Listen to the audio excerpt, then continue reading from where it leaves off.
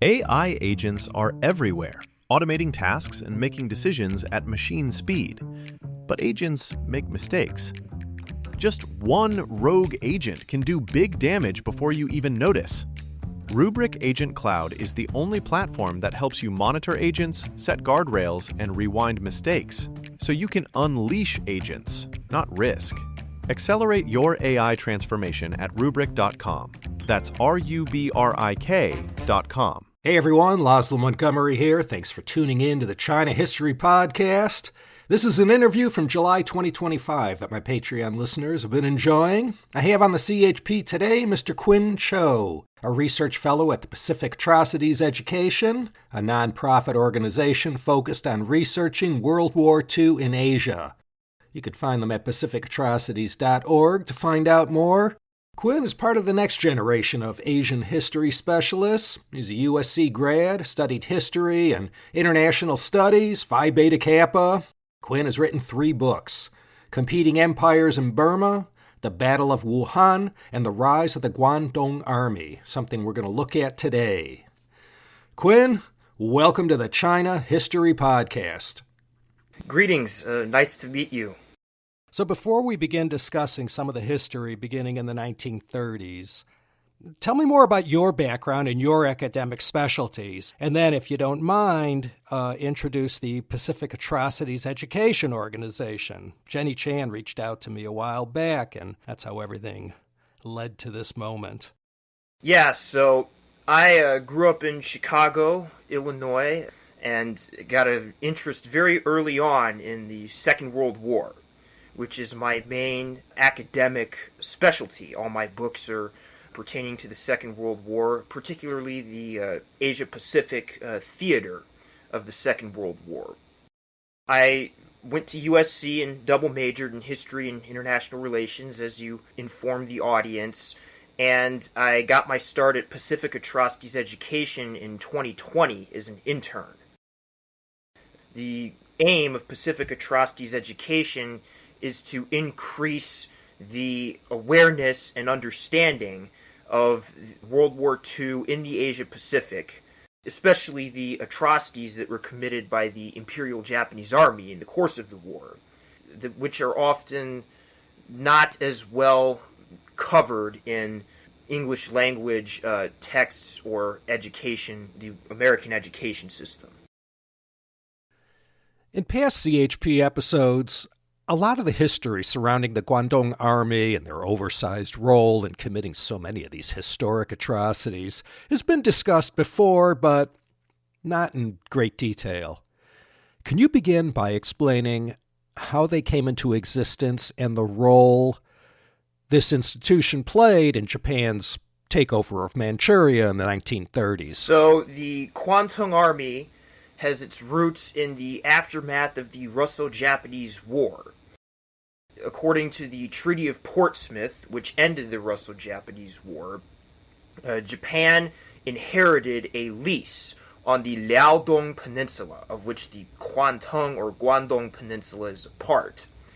And the lease was originally, if I'm not mistaken, for 25 years. And in this peninsula, there were a variety of strategic assets, notably the port of Dalian and Port Arthur, but also, even more importantly, the South Manchuria Railway, which ran from Port Arthur to Changchun. The Kwantung Garrison was founded in 1906 to protect these Japanese assets, especially which was especially salient because of fears among the Japanese Army General Staff that the Russians would want to fight a war of revenge over Manchuria. Their role was to protect the South Manchuria Railway and the Liaodong Peninsula, and basically secure these assets in the event of war with the Russians anyway. The deployment of Japanese forces to Changchun and later up towards Harbin and the Chinese Eastern Railway, which the Russians still controlled, even after the Russo-Japanese War. Basically, the Kwantung Army consisted initially of one division and 6 independent railway guards battalions. These railway guards battalions their sole task was to guard the South Manchuria Railway. There were, according to the Treaty of Portsmouth, about a maximum of 15 men per mile that could garrison the railway, although in practice the railway guards battalions numbered far less than that. But in 1919, the Kwantung garrison command structure was adjusted and became the Kwantung Army. The position of Governor General that kind of was in the lead role of commanding both the Kwantung garrison and administering the Liaodong Peninsula was abolished, and the administrative and military tasks were split up into 2 different entities, the Kwantung Army and also the Kwantung Province Government, or the Kwantung Leased Territory Government, I should say. The Kwantung Army itself had a variety of instances where it tried to meddle in the internal politics and affairs of Manchuria. These began actually in the 1910s with the attempts to support this civilian adventurer named Kawashima Naniwa and his efforts to essentially create a new Manchu government, a separatist Manchu government in the aftermath of the Chinese Revolution of 1911.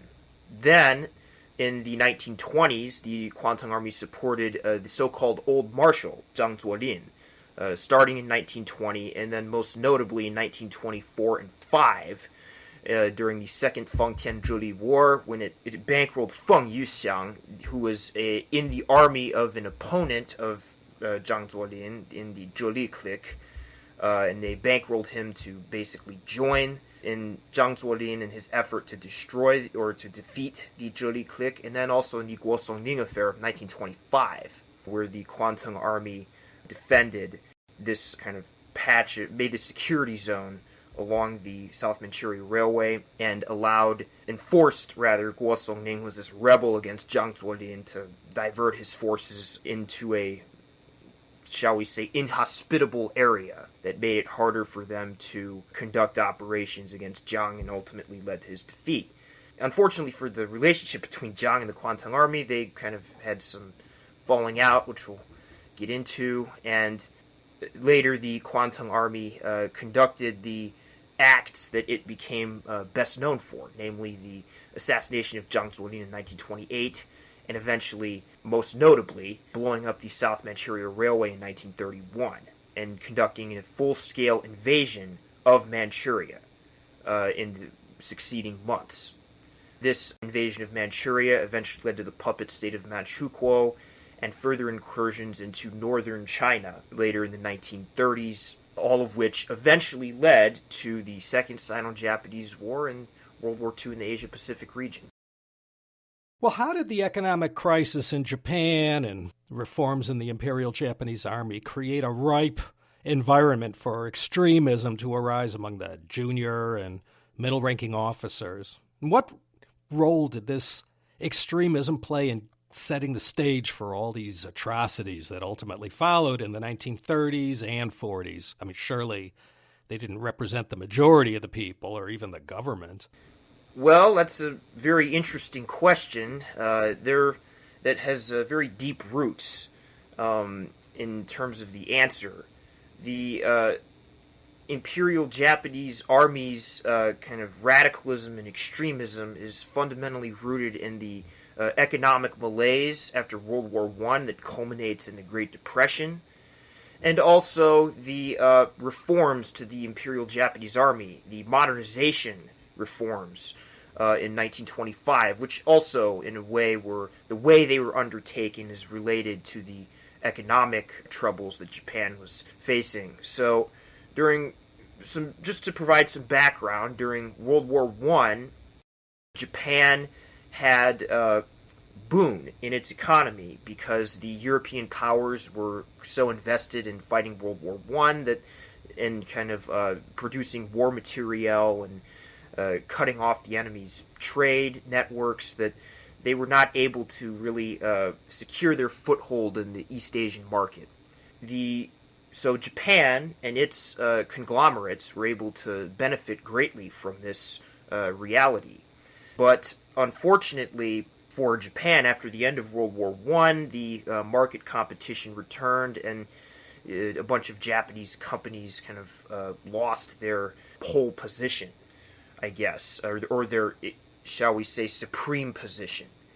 And they were merely kind of, if anything, first among equals. And what this meant was that Japan's economy steadily declined throughout the 1920s.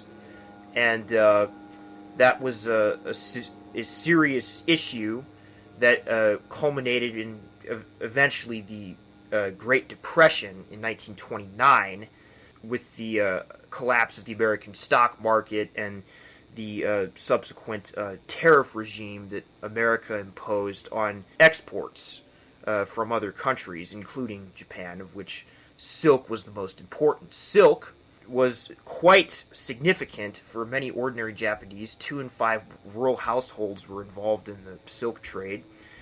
And the collapse of export markets during the Great Depression led to a kind of immiseration of the peasantry. And many of the kind of Imperial Japanese Army officers were either descended from peasants themselves or knew men in the Imperial Japanese Army under their command that were of peasant origin. And this kind of familiarity with the peasantry led to many radical ideas proliferating, most notably those of Kita-Ikki, that advocated for a kind of national socialism that would redistribute much of the wealth from the corrupt oligarchs that were running the country and restore power to the emperor in the spirit of the Meiji Restoration. But these officers were not revolutionaries that sought to really work outside the system. They were still within the Imperial Japanese Army and sought to use the Imperial Japanese Army as a vehicle by which to realize their aims. And they saw in kind of their idea of National Socialism a logical addition in the form of imperial expansion abroad, right? And this imperial expansion, married with the internal National Socialism, kind of provided the ideological basis for Imperial Japanese Army officers to undertake their aggressive measures in the 1920s and 30s, and later, of course, in the 40s as well. But the kind of army itself was, as a matter of fact, greatly affected by the reforms of 1925, which were designed to modernize the Imperial Japanese Army, and did. For instance, they added tanks and 4,000 machine guns and aircraft, which tanks and aircraft were instruments that the IJA did not have prior to 1925. But the trouble was these reforms stripped the Imperial Japanese Army of 4 divisions, which of course led to downsizing and a lot of grumbling among the rank and file and among junior officers who had considerably less opportunities. So basically the perfect storm of economic crisis and the modernization plus downsizing of the armed forces led to a radicalization within the Imperial Japanese Army, the formation of a variety of secret societies, for instance, the Isekikai and the Sakurakai, or the latter of which is translated as the Cherry Society, which basically sought to implement either and or national reconstruction domestically and or expansion abroad, particularly in northeast China. And this is kind of the slippery slope that got Japan down the path of radicalization and into imperial adventurism on the Asian mainland. What role did Ishiwara Kanji and his conception of the final war play in shaping the strategy for Manchuria? So Ishiwara Kanji was an Imperial Japanese Army lieutenant colonel as of 1931. He was appointed to the Kwantung Army Operations Section in 1928. And his conception of the final war was key to understanding why he kind of initiated or played a key role in initiating the 918 incident in September 1931. So it's necessary to give some background as to who Ishiwara was and kind of where his ideas emerged from. Ishiwara studied military history in Europe in the 1920s. He was a very studious fellow. I think just as an aside, there was, I think, an instructor of his that referred to him as his time at the Staff College. He thought he was the most brilliant student in the history of the Army Staff College, to give you an idea of his intellectual acumen. That aside, he studied the war in Europe and came to a variety of conclusions, rather, about the nature of warfare and its kind of evolution throughout history. First, he kind of understood warfare as evolving from the kind of close order points in kind of the age of antiquity and medieval times to kind of close yet more dispersed lines, kind of at the age of muskets and in the 16, 17, and 1800s. And then subsequently, warfare kind of added the dimension of depth during the First World War, when the kind of the number of men European armies were able to put in the field expanded exponentially, and kind of impacts of firepower were so great that you could no longer have these kind of tightly packed, close-order formations. He also believed that technology was evolving at a very rapid pace, at an exponentially rising pace, supported by his kind of understanding of European history and European modernity in its evolution. Then he finally believed that the West and the East were inevitably going to clash, because these, in his view, were kind of, shall we say, diametrically opposite civilizations that had to essentially fight to establish custody over the world. And in Ishiwara's opinion, the U.S. was the kind of leader of Western civilization, Japan was the leader of Eastern civilization, and these countries would eventually go to war with one another. Now, for Japan to triumph in its final conflict with the United States, in Ishiwara's opinion, it needed control of a massive hinterland in East Asia. Ishiwara's understanding of this was the byproduct of kind of the way World War I played out, in which Germany was not able to defeat the Allied powers in large part because it wasn't able to mobilize sufficient resources for a total war, a total protracted war of complete commitment, of total mobilization. And this kind of represented a contrast between the wars of annihilation of the past, where you'd fight a battle or two and armies would be swept away and entirely defeated. But in Ishiwara's opinion, Japan needed control of Manchuria as a second industrial base to provide strategic depth in the event of a conflict with the U.S. and allow the country to emerge victorious in the event that American air campaign or naval blockade kind of made the conduct of mobilization of resources a difficult endeavor. So therefore, Ishiwara advocated for the annexation of Manchuria first, and then for Japan to be prepared for this final conflict. Who were the Geikokujo, and what role did it play in the Mukden incident? How did Ishiwara Kanji convince Honjo Shigeru to invade Jilin and expand the Mukden incident, and why was it so important?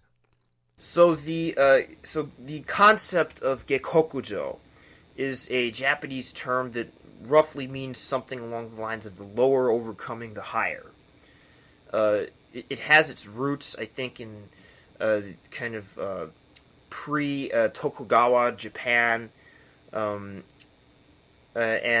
it's a concept that is kind of not that well known about outside of kind of World War II Kwantung Army specialists. The Kwantung Army was the kind of foremost practitioner, or was the foremost incubator for Geikokujo. And basically, in the 20th century, what Geikokujo was these kind of middle-ranking field officers, majors and colonels, taking the initiative on their own to conduct an offensive operations without the permission of their superiors in the army or in the government. In the case of the Mukden incident, Geikokujo was a key element because Ishiwara Kanji and Itagaki Seishiro, who were two, Ishiwara was a lieutenant colonel and Itagaki was a colonel, they were staff officers on the Kwantung Army, not the commander, not even the commander, I should say, and they kind of took it on their own initiative to plan and execute a premeditated invasion of Manchuria on September 18th, 1931. It began with the false flag incident where the Kwantung Army, or someone within the Kwantung Army, blew up the SMR, blamed it on the Chinese, and then kind of used that as a casus belli to attack nearby Chinese forces. This kind of attack was done without the permission of the government in Tokyo or anyone on the Army General's staff. Indeed, the Army Minister, Minami Jiro, sent this guy Tatekawa Yoshitsugu with a message to the Kwantung Army plotters to kind of remain prudent and not take action just before the 918 incident, but his message, for a couple of reasons, did not get through in time. Now, after the incident had occurred, the question remained of should the Kwantung Army expand the incident outside of the immediate sphere of the South Manchuria Railway, which Japan had control of and owned. The Japanese cabinet, the answer to this question was no. The cabinet kind of passed a non-expansion resolution on September 19th, 1931, and essentially ordered that the Kwantung Army not expand the Mukden incident beyond the sphere of the SMR. But Ishiwara Kanji and Itagaki Seishiro both managed to persuade their commander, Honjo Shigeru, to invade the province of Jilin on September 20th. Jilin was adjacent to the South Manchuria Railway and had the potential to threaten the flank of the Japanese forces that were kind of stretched out along the long corridor of the railway in its immediate vicinity. They utilized more false flag attacks on Japanese residents as the kind of means to intervene, as the justification to intervene in Jilin province. They kind of paid these agitators to cause disturbances in Jilin. And they also worked on their commander, Honjo Shigeru, which was a difficult endeavor because Honjo was at first not receptive to their pleas, but Ishiwara managed to kind of get his subordinates to chip in more on convincing the commander and kind of provide a greater consensus within the Kwantung Army for action in Jilin. And in this way, they managed to convince Honjo to allow the invasion of Jilin. And this, in turn, actually allowed for the deployment of the 39th Mixed Brigade from Korea, which is important because this brigade had also been told by the Army General Staff to not deploy to Jilin, to not come to the aid of the Kwantung Army, and only the emperor, according to the Japanese constitution, could deploy a force from Japanese territory to non-Japanese territories in active war.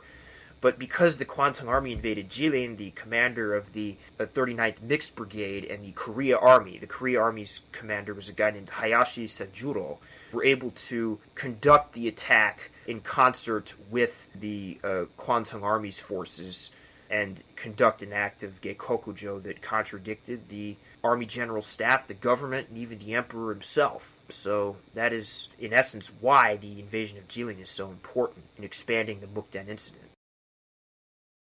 So I read most often that it was the July 7th, 1937 Marco Polo Bridge incident where the war began in China. Do you think it really began 6 years earlier with this 9/18/31 incident?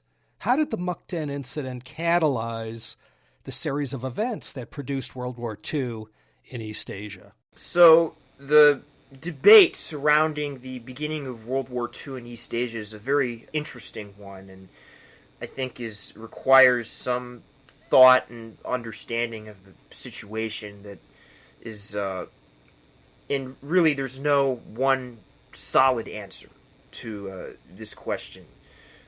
Some would say that the 7/7/37 is the beginning of World War II in East Asia because that's when large-scale fighting between the National Revolutionary Army of the KMT and the Imperial Japanese Army breaks out in earnest, right? In the aftermath of the Mukden incident, the Zhang Xueliang's forces, which were kind of tied to the KMT, were ordered to not resist, actually. And by and large, they did not resist in the initial phases of the Mukden incident. Chiang Kai-shek preferred to place his faith in the League of Nations and the Western powers to come to his aid because he wanted to instead dedicate his forces to fighting the communists and kind of other potential separatist warlords instead of the Japanese. But one could certainly argue, and I think I myself am more of the persuasion, that the Mukden incident is the beginning of World War II in the Asia-Pacific region because it leads to a series of events that eventually leads to the Second Sino-Japanese War and World War II in the Asia-Pacific region as a whole. To be sure, there was actually some fighting between Zhang Xueliang's forces and the Kwantung Army, even in 1931, even in September, but also in November, at the Nen River bridges, for example. This is kind of the first large-scale act of resistance that the Chinese put up against the Kwantung Army's incursions.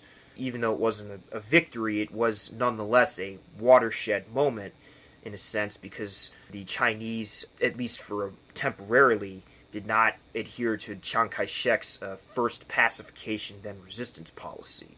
But in a broader sense, the Mukden incident directly leads to the kind of Kwantung Army's annexation of, or not annexation, the absorption of Manchuria, the establishment of a puppet state in Manchukuo, right?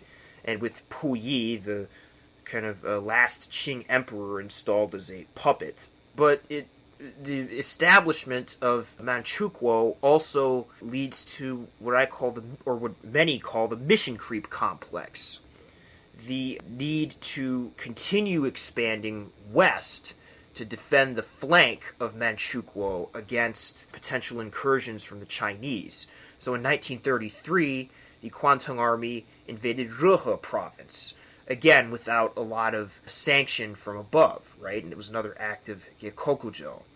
They then began fomenting separatism in provinces such as Hebei and Chahar and Suiyuan, the latter of which was the subject of a campaign by a Kwantung Army-backed Inner Mongolian separatist army in 1936.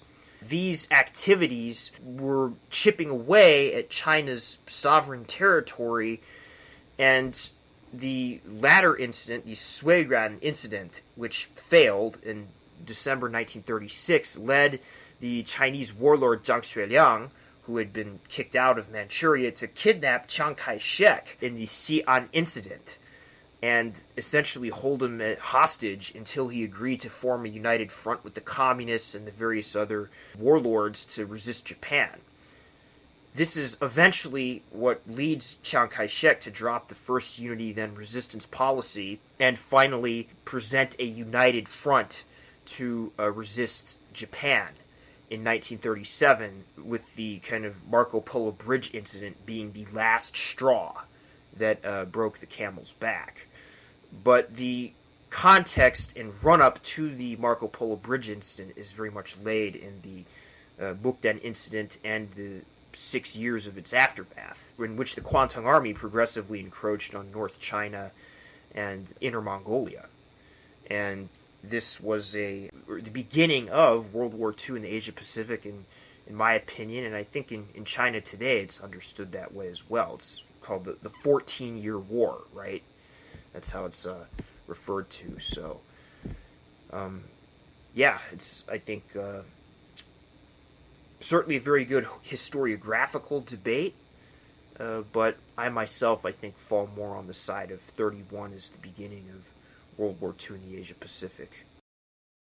So let me ask, move on here. Whatever happened to some of the most egregious perpetrators of atrocities during World War II and the Second Sino-Japanese War? Did everyone in the Sino-Japanese War get what they had coming? In my estimation, there were a lot of war criminals after the fact who got off easy. Now, there were some, such as like Itagaki Seishiro and Tojo Hideki, who were punished severely for their crimes, but other egregious war criminals were, for one reason or another, not really punished, in some cases at all. For instance, Ishishiro, the head of Unit 731, which was the Kwantung Army's bacteriological and biological warfare outfit in Manchuria that performed very heinous experiments on living subjects, most notably live vivisections, and, for example, was let go in exchange for the data he got being, he gave it to the Americans and General MacArthur, and he was not prosecuted for his criminal activities. Then you have guys like Kishi Nobusuke, who during the Second World War was in Manchukuo as one of the directors of, I think, the General Affairs Board of the Manchukuo government, and his job was to oversee the kind of industrialization of Manchukuo. The industrialization was entirely for the purposes of kind of military procurement, but more importantly, from the perspective of many Chinese, this industrialization entailed the enslavement and early deaths of millions of people, right? This was a essentially slave labor driven industrialization of Manchukuo. And Kishi Nobusuke oversaw this and was not indicted. And actually his grandson, Abe Shinzo, eventually became the Prime Minister of Japan in 2021 after Kishi Nobusuke was Prime Minister in Japan in the late 50s. The CIA, I think, helped install him as the Prime Minister in the late 50s as a kind of bulwark against the Soviet Union. So, while Kishi and Ishishiro are kind of two egregious examples of war criminals getting off the hook, there were some others as well that also got off the hook, and I think actually came to play rather prominent roles in the post-war Japan and the post-war Asia-Pacific security architecture. How do you feel about the awareness today of these World War II era atrocities committed in the Asia Pacific? I mean, you're based here in the U.S. Do you get a sense that you're connecting and getting this history out there beyond the classrooms? Yeah, so I think Pacific Atrocities education is connecting, and there is a substantial audience that is interested in the understanding the course of World War II in Asia Pacific and the atrocities that were committed in the region by the Imperial Japanese Army. It is precisely because it is such a novel subject that many people are intrigued by it. That being said, I think in terms of the broader American society, I think many people are rather unaware of history and historical events, and they live in a bit of a bubble. I don't think our education system is very good at teaching history. I don't think people remember very much of what they learn, which is already kind of oftentimes very limited, right? So, I think that even though Pacific Atrocities education, I think we've done a very good job of communicating the message of the World War II in the Asia Pacific, the narrative. I think that in terms of the broader society in America, people are maybe less aware of history than they should be. Yeah, well, that's what we have podcasters for. How should the young generation of today, like yourself, born half a century or more after the Nanjing Massacre, how should they view Japan in the context of these Pacific atrocities? That's a very interesting question. I think that different people in different parts of the world would give a very different answer to that. I would say that to some extent, Japan has not sufficiently apologized for the atrocities that it committed during the Second World War in East Asia. For example, you have the Rising Sun ensign of the Imperial Japanese Navy, which is still in use, right? A lot of people compare it to the swastika, and for good reason, because the Rising Sun with the rays, that flag, was the standard of the Imperial Japanese Army and the Imperial Japanese Navy when they were rampaging throughout the Asia-Pacific region and committing a wide variety of heinous atrocities that led to the deaths of tens of millions of people. Then there's the fact that a lot of the kind of Japanese war criminals and their descendants remain in positions of power and authority in Japan today, often kind of in the aftermath of World War II, propped up by the United States to essentially resist communism, to resist the expansion of communism in Asia. Japan was a bulwark in the first island chain, if you will, against the Chinese and the Soviets. And today it is a very important security ally of the United States in the Asia-Pacific region. And this, in my view, might be why Japan is not held to account for its past crimes, right? For its past activities during World War II. And I think that a lot of people in Asia, especially in China and in Korea, are very aware of that and not especially happy about it. A lot of people in China and Korea don't have the most positive view of Japan for these reasons. Me personally, I don't really hold anything that happened during the war against Japanese people today. I don't think that it's good to hold grudges. I don't think anyone in America should view Japan negatively today, per se. But I think that it is important to recognize the role that Japan played during World War II and some of the reasons why its deeds have gone underreported and been swept under the rug. Well, Quinn, they're kicking us out of the studio. We're going to have to wrap things up. Now, even though I'm going to post all this in the show notes, can you let everyone know how to find out more about the Pacific Atrocities Education and how to get in touch? Yeah, so Pacific Atrocities Education has a website. It's called pacificatrocities.org. You can go and see the website, and there's a lot of informative blog posts in books that you can find there. There's also the YouTube channel Pacific Atrocities Education. That is where there are a lot of shorts posted on the YouTube channel. So if you don't have as much attention span, you can watch these short videos. And those are the main two mediums that you can find Pacific Atrocities Education. As for my work, you can find it on Amazon, Competing Empires in Burma, and then also the Rise of the Kwantung Army to 1932.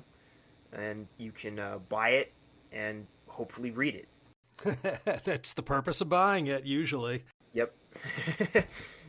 So, okay, Quin Cho from Pacific Atrocities Education talking to us from my hometown of Chicago. Thanks for coming on the CHP and for all the work your organization does in helping to increase awareness about the history of this Asia-Pacific theater of World War II. And thanks to Jenny Chan for connecting with me. I'll just be coming back from Cambodia, so I'm going to miss the September 18th conference on understanding World War II atrocities at the Presidio Officers Club in San Francisco. Quin, thanks again. Thank you. This is Laszlo Montgomery, thanking all of you for listening. There's never been a better time to go back and listen to all your old favorites in the CHP back catalog. There's a couple of good ones tucked away in there, if you look hard enough. Thanks again, everybody. I'm already counting down the seconds till I see you all next time for another exciting episode of the China History Podcast.